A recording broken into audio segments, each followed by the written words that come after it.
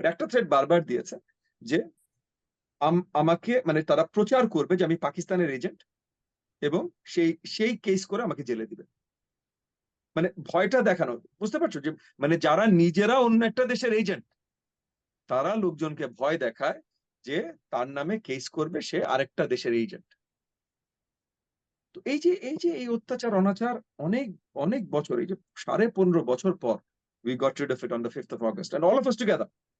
কেউ হুম, একা না, আমি একা না, হুম, কোনো ছাত্র একা না, কোনো শিক্ষক একা না, কোনো গার্জিয়ান একা না, কোনো আর্মি অফিসার একা না।